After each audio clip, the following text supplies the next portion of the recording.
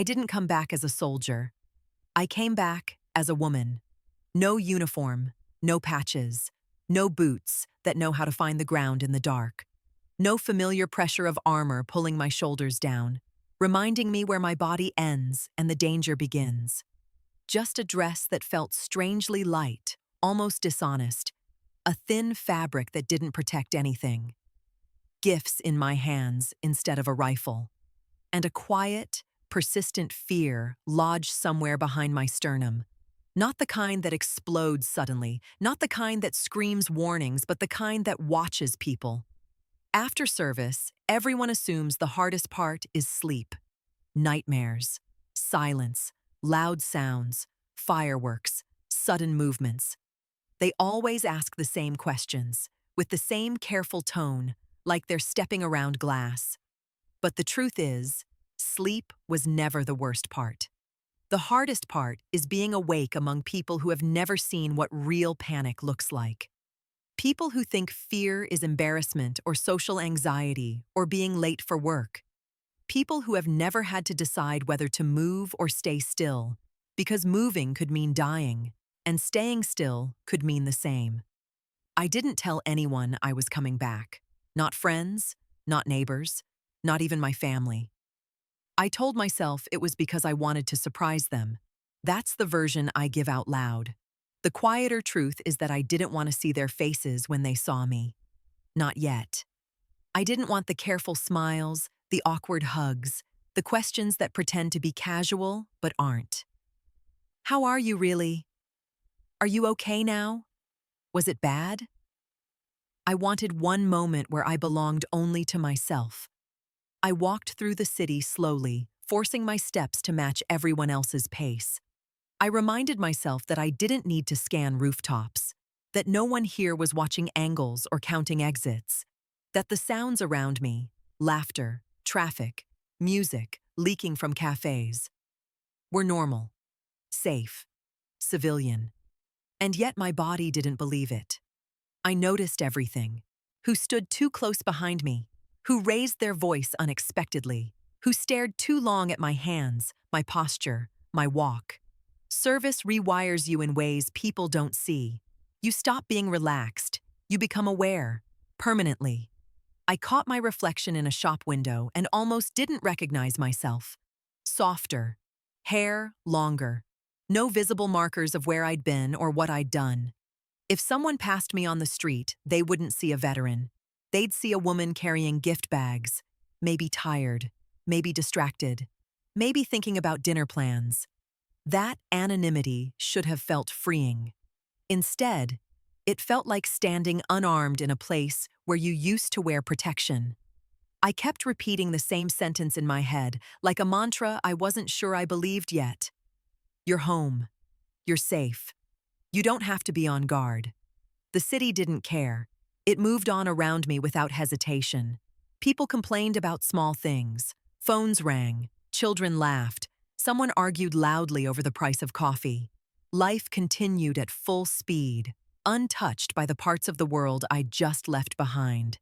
That was the strangest part.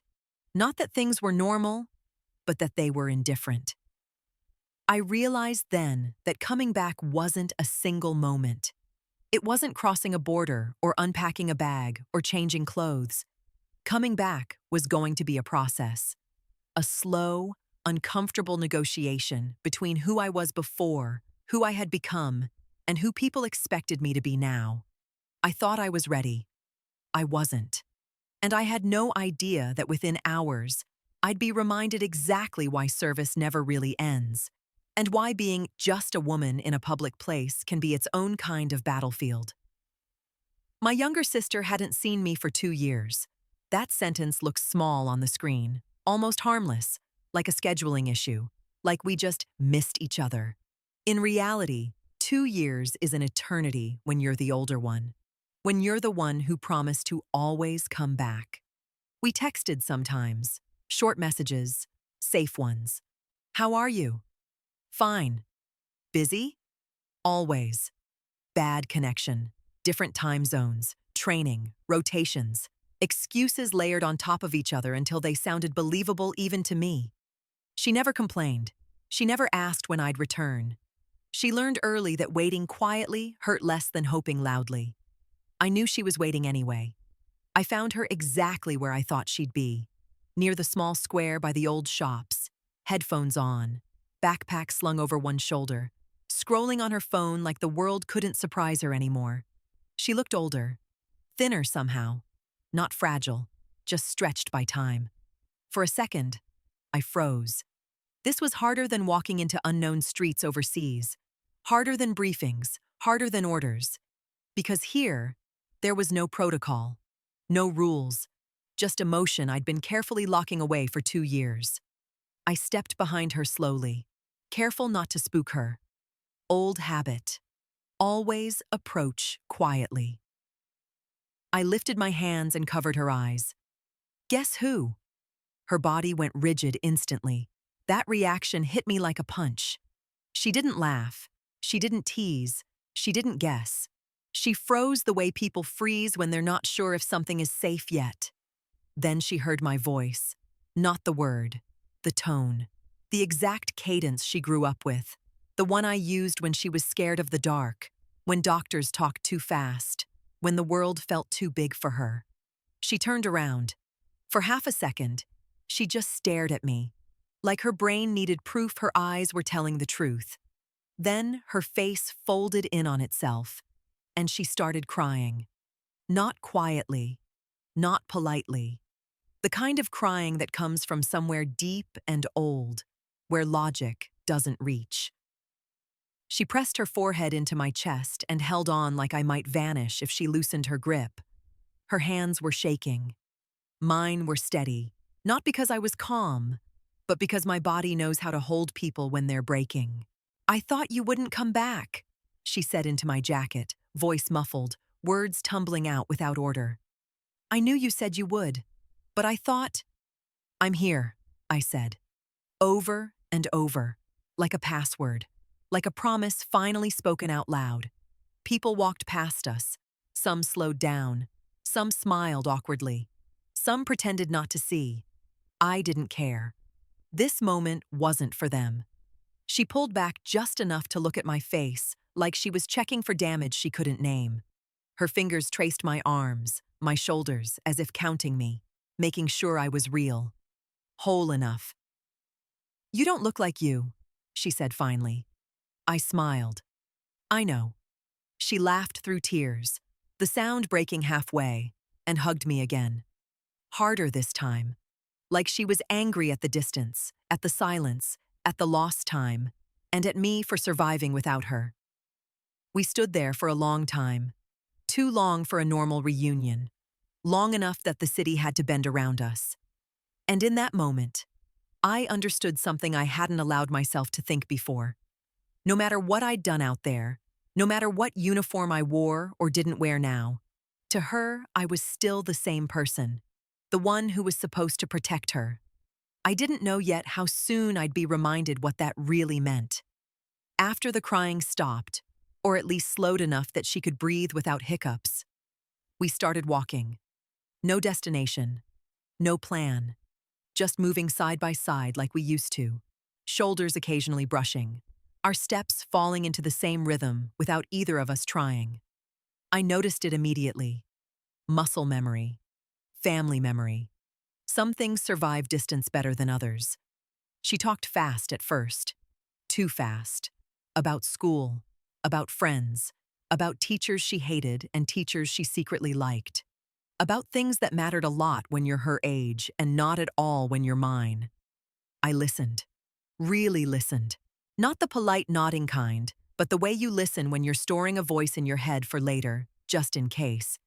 Every now and then she glanced at me, like she was checking whether I was still there. I let her do it.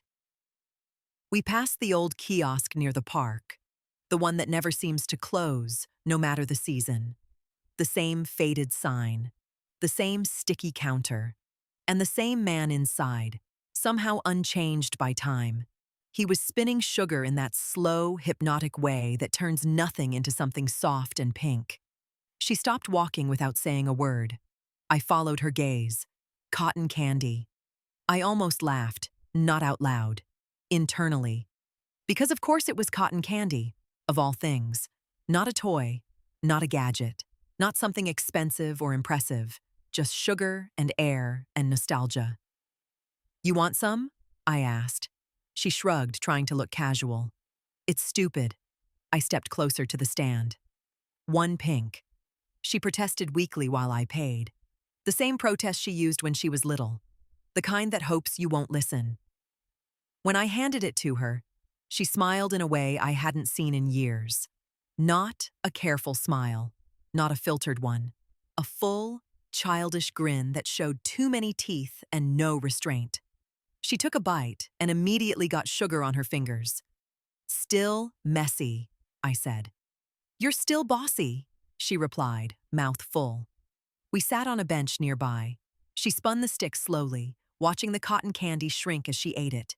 Pink dust clung to her lips. I resisted the instinct to wipe it away with my thumb like I used to.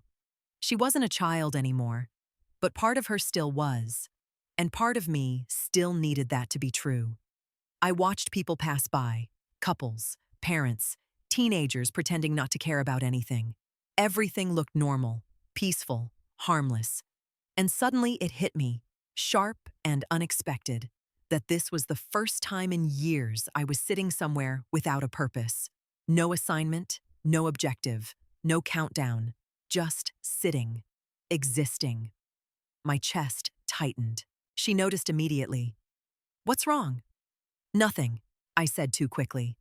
She studied my face the way only someone who grew up with you can. The way that ignores words and reads patterns instead. You do that thing, she said. When you disappear a little. I didn't answer. She broke off a piece of cotton candy and held it out to me. Here, you always say sugar helps. I took it. It dissolved instantly on my tongue. Too sweet, almost painful. I swallowed anyway. For a moment, we just sat there. Me watching the street, her watching me. And that's when I realized something I hadn't let myself articulate before. Surviving wasn't the point. Coming back wasn't the finish line. This was. Sitting on a bench, sharing cotton candy, letting myself feel why I stayed alive. I looked at her, really looked, and felt something settle inside me. Not peace, not closure, but purpose. Clear and sharp and familiar. This is who I am, I thought. Not what I wore, not where I served, not what I did. I am the one who sits beside her, the one who comes back, the one who stays. I didn't know yet how quickly that role would be challenged, or how ugly people can get when they think no one is watching. But for that moment, sticky fingers, pink sugar, quiet laughter, I let myself believe the world might allow us this small happiness. It didn't. Not for long. People think protection looks dramatic.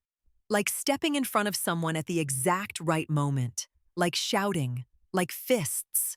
Like winning. For us, it never looked like that. I protected her long before I knew the word for it. Before I understood what it meant to choose someone else over yourself without thinking. It started small. Standing closer to her than necessary. Walking on the side of the street nearest the road. Answering questions for her when adults spoke too loudly or too fast. At school, I learned early how cruelty works. Not the obvious kind, the quiet kind. The kind that hides behind jokes and nicknames, and I didn't mean it like that. I learned which kids enjoyed pushing limits and which teachers looked away because it was easier. When someone took her backpack and threw it onto the roof of the shed, I climbed up and got it down. When someone called her weak, I sat next to her at lunch every day until the word lost its power. When boys thought it was funny to corner her and ask questions they shouldn't, I appeared out of nowhere, calm and cold, and made it very clear they'd made a mistake. I never yelled. I never needed to. She used to ask me, "Why do they listen to you?" I didn't have an answer then. I do now. They listened because I didn't hesitate. But the hardest time didn't come at school. It came when she got sick. It started quietly. Fatigue. Fevers that came and went. Bruises that appeared without explanation. Our parents told themselves it was nothing. Doctors frowned. Tests multiplied. Words got longer and harder to understand. Then one doctor stopped smiling. Hospitals have their own smell. Anyone who's lived in one knows it instantly. Clean, sharp, unreal. Like time doesn't behave properly inside those walls. I moved in without anyone asking me to. A chair by her bed became mine. Nights blurred together. Machines beeped. Curtains whispered. Adults spoke in lowered voices like volume alone could change outcomes. I learned how to sleep sitting up, how to eat without appetite, how to recognize fear in her eyes before she said a word. When she cried at night, the quiet, embarrassed kind of crying, I held her hand and talked about nothing, about stories, about the park, about what we'd do when she got out. I never said if, only when. Weeks turned into months. Nurses started greeting me by name. Doctors stopped asking where our parents were. They spoke to me directly. I listened. I remembered. I translated things into language she could handle. One night, after a particularly bad day, a doctor pulled me aside and said something I've never forgotten. Support plays a decisive role. He said it clinically, like a statistic, like a footnote. I already knew. Because every time I left the room for even a minute, her breathing changed. Her hands searched the air. Her body knew when I wasn't there before her mind did. So I stayed. When she finally got better, people praised medicine, treatment, luck. I nodded and thanked them. But deep down, I knew the truth was more complicated. Survival is rarely a single cause. It's a chain. And sometimes you're just one link holding everything together. Years later, when I chose to serve, people asked me why. Patriotism, duty, strength, adventure. I gave them answers they could accept. I never told them the real one. I served because I learned early that standing between someone you love and a world that doesn't care is a skill. One you practice, one you refine, one you don't forget. Sitting on that bench with her, cotton candy long gone, I saw echoes of that hospital room in the way she leaned toward me, in the way she relaxed when I was close, in the way her shoulders dropped when she knew I was watching. I thought those days were behind us. I thought childhood was something you grow out of. I was wrong, because protection isn't a phase, it's a role. And I was still wearing it, even in a dress, even without armor, whether I admitted it or not. She wanted to stop at the store, just for a minute. That's how it always starts. Just a minute. Just to look. Just because we're already here. I agreed without thinking, automatically positioning myself half a step behind her as we walked in. The lights were too bright. Fluorescent. The kind that hum quietly in a way most people never notice. I noticed. The store smelled like plastic and detergent and something sweet near the checkout. A normal place, safe, predictable, shelves neatly stacked, parents dragging tired kids, a line forming near the registers. Nothing about it suggested trouble. She drifted toward the toy aisle the way children do, even when they're not children anymore. Not running, not rushing, just pulled by something familiar. I stayed back, watching her reflection in the glass of a freezer door, tracking movement around us without appearing to. Old habits die slowly. She picked up a toy, bright, loud, the kind that lights up and talks in an overly cheerful voice. She pressed the button once. A short melody played. She smiled. Just a little. She pressed it again. I was already turning toward the checkout, reaching for my wallet, mentally counting what I had in my hands. I trusted the space. I trusted the noise. I trusted that nothing would happen in a place this ordinary. That was my mistake. The shouting cut through the air like a slap. Are you stupid? Or what? The sound didn't just register, it hit. My body reacted before my thoughts caught up. Shoulders tensed, spine straightened, breath locked halfway in. I turned instantly. A man was standing too close to her. Close enough that she had leaned back slightly, instinctively creating distance. His face was red, his voice loud enough to turn heads. "What are you clicking it for?" he barked. Got nothing better to do? It's loud enough in here already. The toy slipped from her hands and clattered onto the shelf. She didn't say anything. She didn't argue. She didn't explain. She didn't cry. She shrank. I recognized it immediately. The posture, the way her shoulders pulled inward, the way her chin dropped, the way her eyes lost focus for half a second. I'd seen that look in a hospital room years ago, on bad nights, on days when pain came without warning. The store went quiet in a strange way. Not silent, just attentive. People slowed. Someone nearby stopped pretending to browse. A mother grabbed her child's hand and stepped aside. No one said anything. The man kept going. You think this is funny? He continued, waving his hand toward the toy aisle. Kids these days have no manners, no respect. She glanced around, confused, as if checking whether she was allowed to exist in this space. Her hands twisted together in front of her, empty now. That was when something inside me shifted. Not anger, not rage, something colder, something precise. I stepped forward. Each step felt deliberate, measured. I was suddenly very aware of my body, my balance, the distance between us.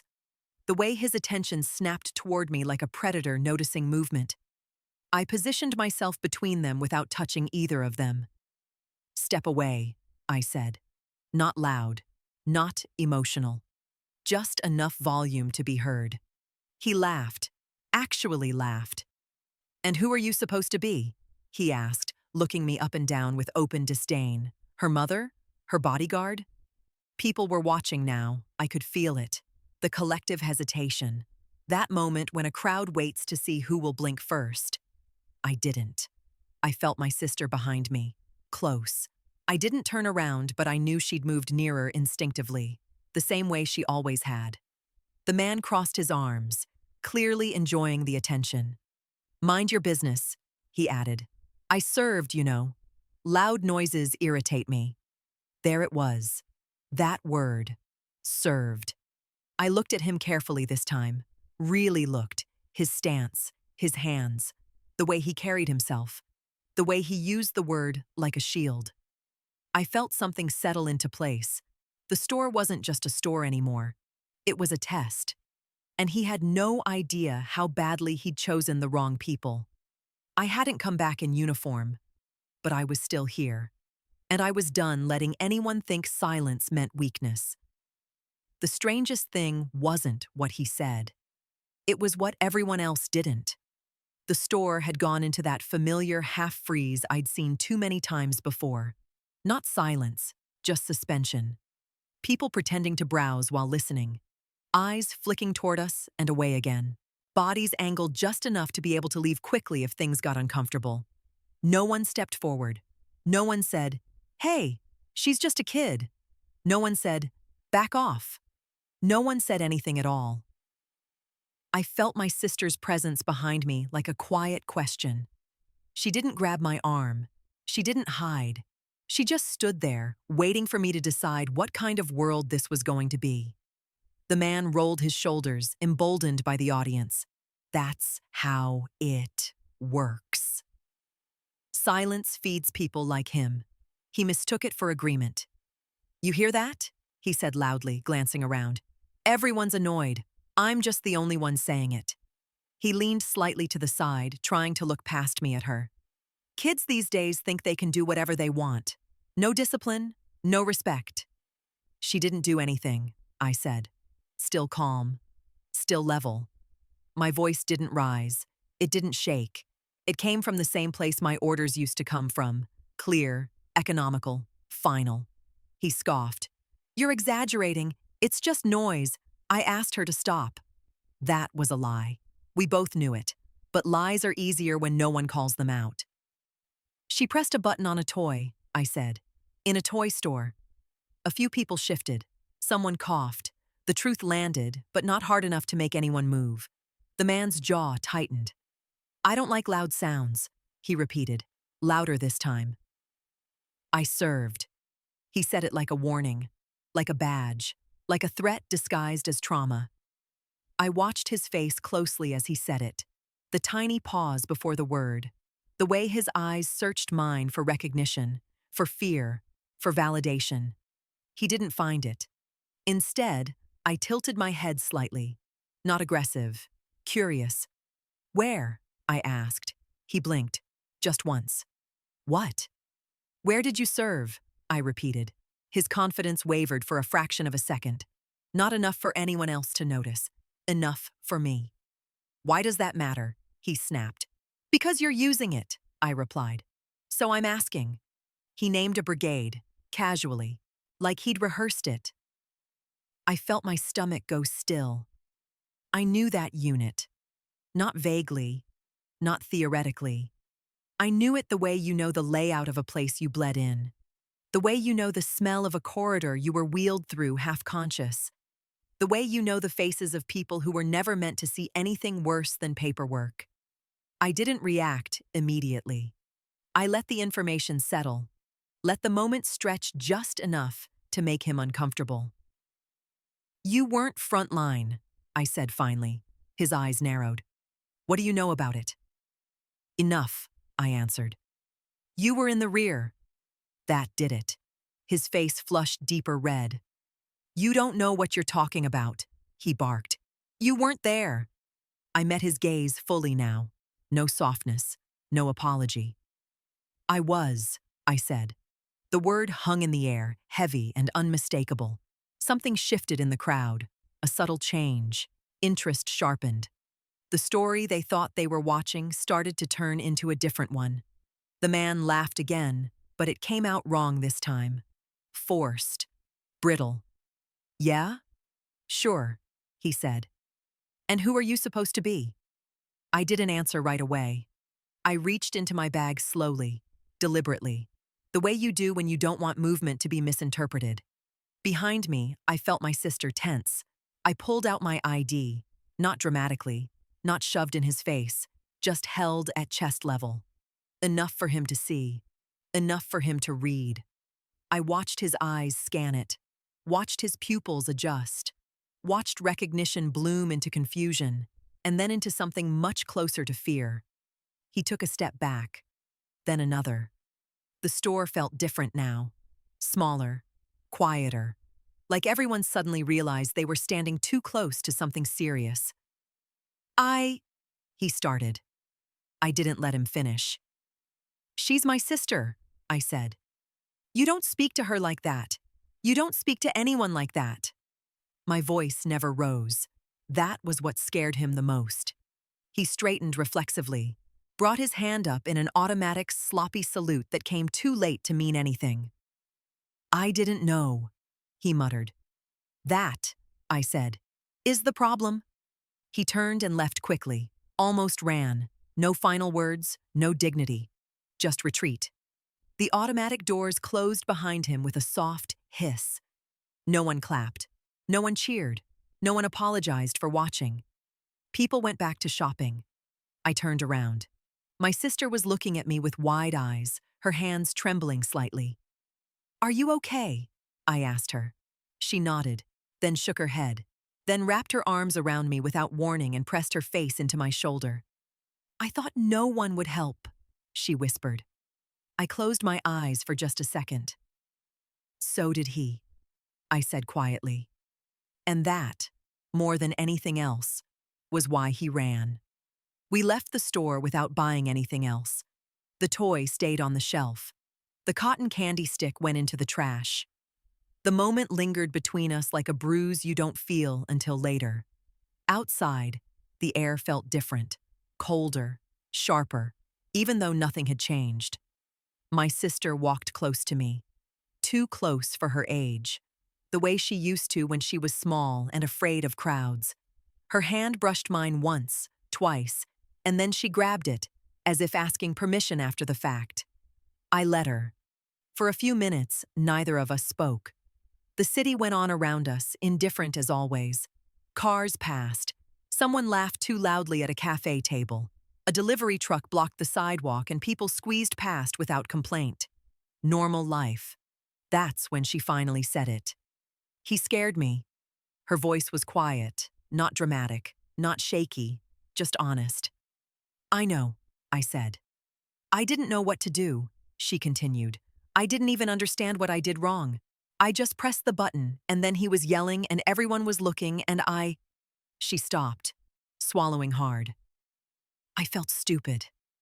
That word cut deeper than anything the man had said. You weren't stupid, I replied immediately. You did nothing wrong. She nodded, but I could tell she didn't fully believe it yet. Shame has a way of settling in fast, especially when it's fed by adults who should know better. After a few steps, she looked up at me. When he said, I served, I thought that meant he was allowed. I stopped walking. She stopped too, surprised. Allowed to what? I asked gently. To yell, she said. To be angry. To scare people. I crouched slightly so we were at eye level. Not like a lecture, like a conversation that mattered. No, I said. Serving doesn't give you permission to hurt others. Ever. She studied my face carefully. But you served. Yes. And you didn't yell. No. And you didn't get angry. I smiled faintly. I was angry. Her eyes widened. You were? Yes, I said. But anger is a tool. You don't throw it at the nearest person just because you have it. She thought about that for a long moment. Then why did he do it? She asked. I stood back up and started walking again, choosing my words carefully. Because some people use service like a costume, I said. They put it on when it benefits them. They say the word because they think it makes them untouchable. She frowned. But it didn't. No, I agreed. It didn't. We crossed the street at the light. As we walked, fragments of the scene replayed in my head. The way he said it, the expectation in his voice, the confidence that no one would challenge him. That confidence hadn't come from experience. It came from getting away with it before. I realized then that this wasn't the first time he'd done something like that. People don't escalate this comfortably on their first attempt. They practice. They learn which spaces protect them, which crowds stay quiet, which words work. I served was one of his favorite ones. Behind that phrase, I saw something ugly and familiar, the misuse of a shared pain. The way real experiences get twisted into excuses. The way trauma becomes a weapon instead of a responsibility. It made my stomach turn. I thought you were going to hit him, my sister admitted suddenly. I glanced at her. Did you want me to? She shook her head quickly. No, I was just scared. So was he, I said. She blinked. He didn't look scared. He was, I replied. He just didn't know it yet. She didn't ask me to explain. She trusted me enough to let the sentence sit. As we walked, I felt the delayed aftershock roll in. Not panic, not adrenaline. Something heavier. The realization that I had stepped back into a role I thought I'd left behind. Not as a soldier, but as a shield. And part of me resented that. Not because I didn't love her. I did. Fiercely. But because I'd hoped, maybe naively, that the world would take over some of that responsibility now. That grown men wouldn't need to be told not to scream at girls in public. That silence wouldn't still be the default. I was wrong. That night, long after we got home, I lay awake, replaying his voice in my head. I served. So did I thought. The difference is, I learned what it costs. And I learned that if you survive something hard, you don't get to become the reason someone else feels small. That lesson, apparently, isn't automatic. And next time, I wouldn't rely on surprise to teach it. I thought it would end at the store. That once he ran, once the doors closed and the crowd dissolved back into normal life, the moment would shrink into something manageable. A bad memory. A story you tell later with a sigh and a shake of the head. That's not how it works. That night, after my sister fell asleep on the couch with the TV still on, I sat alone in the dark kitchen and replayed everything. Not emotionally, precisely. Like reviewing footage, like reconstructing an incident report. His stance, his tone, The way he said I served like a challenge and a shield at the same time. There are details your brain files away without asking permission. Service trains you for that. You don't just remember faces, you remember patterns. The way someone shifts their weight when they lie. The way confidence cracks when it's borrowed instead of earned. And I remembered him. Not his name. Not yet. But the type of him. The janitor who complained about noise in the medical wing. The man who avoided eye contact with stretchers coming in. The one who always had a reason not to be where things were happening. At the store, when he named the unit, it hadn't been coincidence that my stomach went cold. I'd been there, not visiting, not passing through, lying on a metal bed, staring at a ceiling that smelled like antiseptic and old fear, listening to boots move past my door. Memory doesn't come back gently. It slams. I saw it all again. The corridor, the lights too bright even with my eyes half closed, the sound of someone mopping nearby while a medic stitched me up without anesthesia because there wasn't time. And I remembered him cleaning, headphones in, eyes down, mouth constantly moving in complaint. Why do they bring them here? Too loud. Can't they keep it quiet? At the time, I didn't care. Pain narrows your world. People like him blur into background noise, but he'd noticed me. That's what returned to me now, sharp and undeniable. The way his eyes had lingered on my bandaged arm. The way he'd looked away too quickly when I met his gaze. Fear recognizes fear. In the store, when I said I remembered him, it hadn't been a bluff. It had been delayed recognition snapping into place. I hadn't planned to look him up. That part matters. I didn't go hunting out of rage. I didn't feel the hot, cinematic kind of anger people expect. What I felt was colder. The need to confirm reality. To know whether my instincts were still reliable. Whether I'd imagined the connection because it fit too neatly. The next day, I went back to the base. Not officially. Not loudly. Places like that remember you even when you leave. Faces change, but systems don't. I asked for access the same way I always had. Calmly, correctly, without explanation. No one questioned it. They showed me the archive room. Rows of old files, photos, rosters, names attached to grainy images of people who once wore something they didn't fully understand. I scanned without emotion. Then I saw him. Same face, older, thinner. The same slightly defensive posture, even in a photo meant to look neutral. There, I said, tapping the image once. The officer beside me glanced at it and snorted. Him? Yes. He leaned closer. Rear unit, medical support. Never left base, always filing complaints. About what? Noise, stress, conditions. He shrugged. Said service wasn't what he expected. I nodded. What happened to him? I asked. Discharged early. Psychological unsuitability. A pause. Why? I thought of my sister shrinking under his voice, of the crowd staying silent, of the way he'd tried to borrow credibility from something he never truly carried. Just needed to confirm something, I said. I left without taking copies, without writing anything down. I didn't need proof on paper. The confirmation was enough.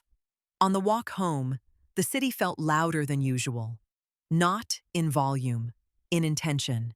Every raised voice made my shoulders tense. Every sudden laugh made my attention snap sideways. I realized then that what unsettled me most wasn't him.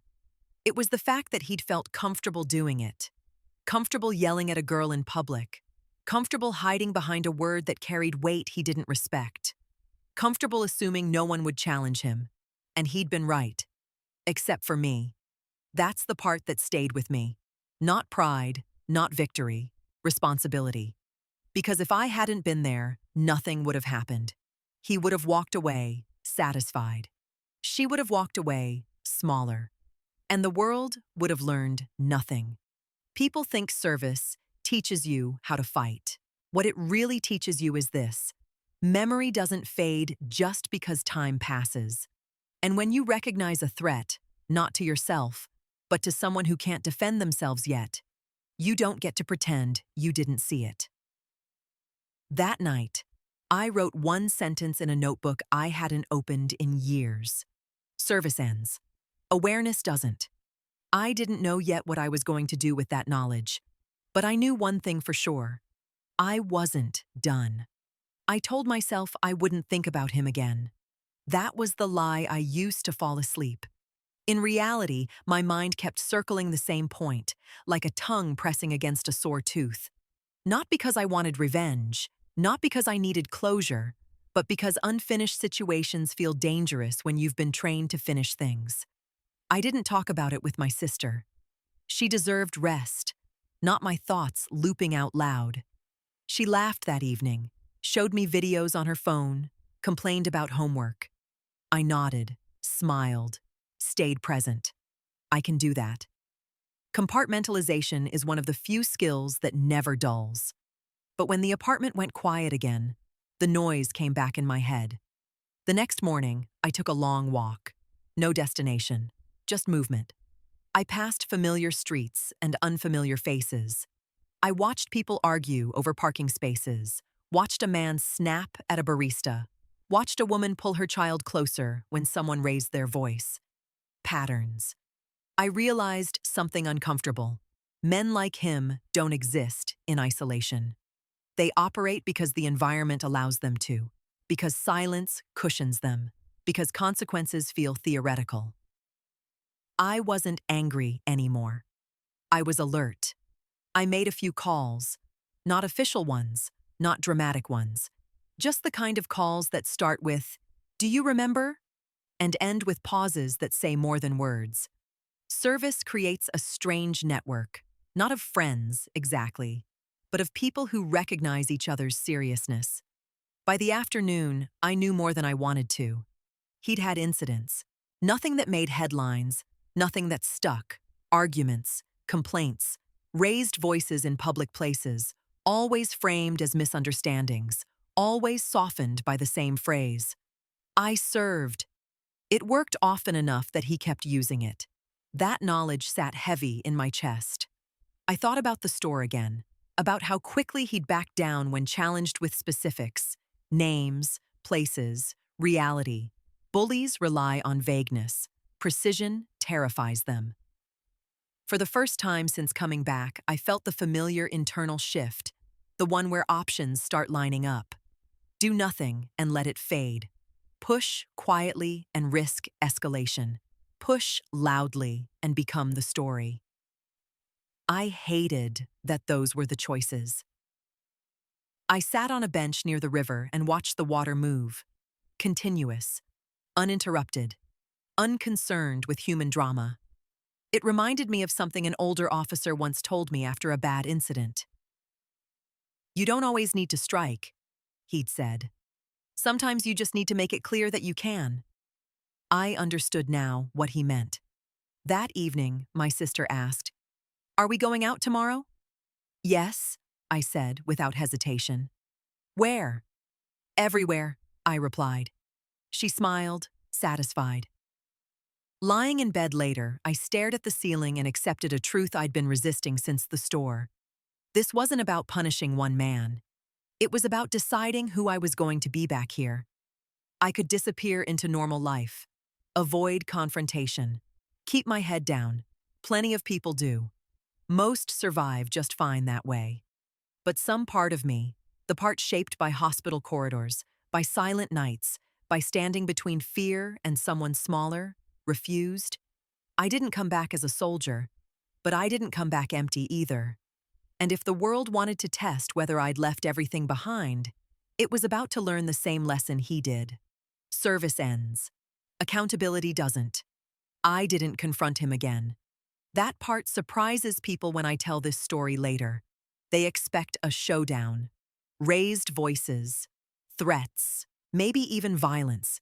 They expect something loud enough to justify what happened in their own heads. I didn't give them that.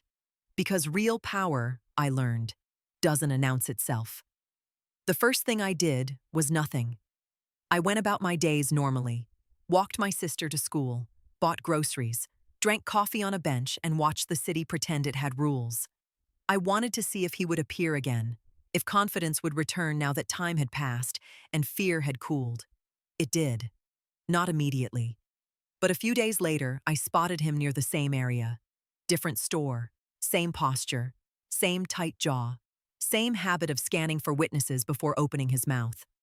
This time, he wasn't yelling, just muttering at a cashier, leaning in too close, enjoying the small imbalance of power. He didn't see me. That mattered.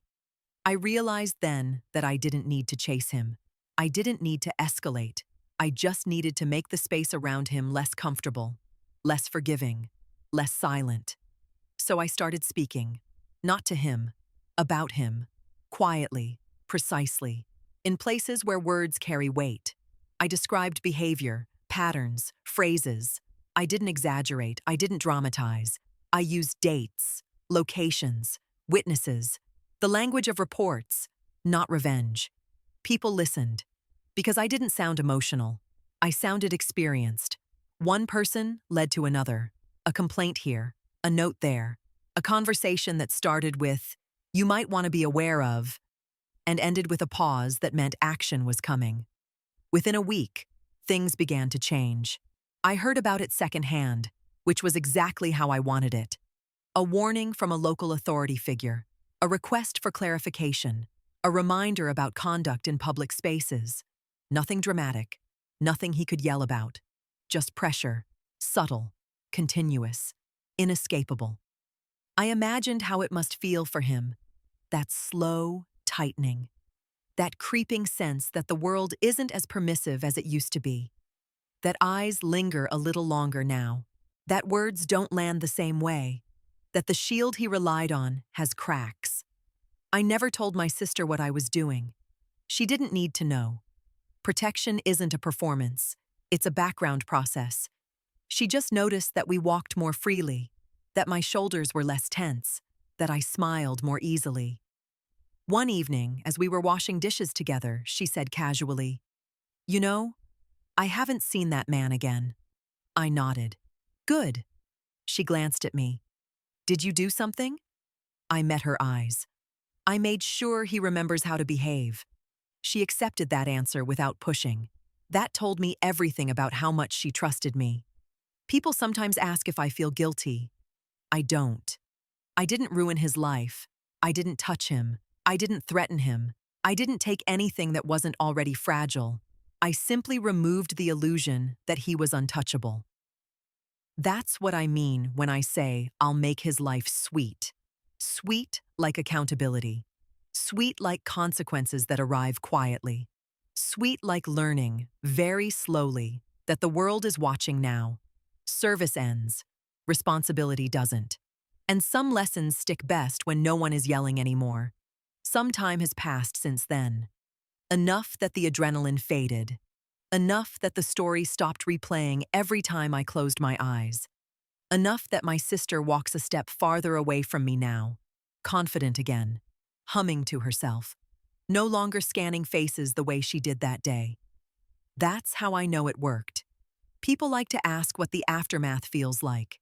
They expect satisfaction, pride, closure, a clean emotional arc where everything settles neatly into place. It doesn't. What it feels like is acceptance, not the passive kind, but the kind you choose deliberately. I accepted that coming back didn't mean returning to who I was before.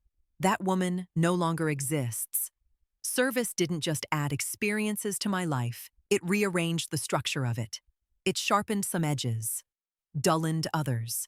It taught me that silence can be violent, and that calm can be terrifying when it's backed by certainty. I also accepted something harder, that the world didn't suddenly become safer just because I came home.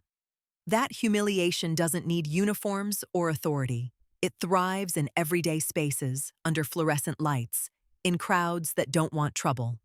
That part hurt more than I expected. For a while, I wondered if I should have handled it differently, louder, more visibly, whether making an example would have protected someone else faster. Those thoughts come late at night, when doubt has room to breathe. But then I remember my sister's face, not during the incident, but after. The way her shoulders loosened, The way she stopped apologizing for existing. The way she told me, weeks later, I don't freeze anymore when men raise their voices. That matters. I didn't teach her how to fight. I taught her that she deserves space. As for me, I learned something important about strength. It's not in reacting. It's in choosing when not to. It's in recognizing that revenge and responsibility can look similar from the outside, but feel very different on the inside. I didn't come back to correct the world. That's too big a task. I came back to protect what was mine, and to refuse participation in the quiet systems that let people like him feel comfortable. If you're reading this and something feels familiar, if you've been yelled at, diminished, humiliated by someone who counted on your silence, here's what I want you to know. You are not weak for freezing. You are not dramatic for remembering. And you are not obligated to resolve things loudly to make them real. Sometimes the strongest response is precision. Sometimes the bravest thing you can do is stay calm and let truth do the work. And sometimes protection looks like making sure someone never feels safe doing that again. I didn't come back as a soldier. I came back as someone who knows the cost of silence and refuses to pay it anymore. Service ends. But who you become because of it, that stays.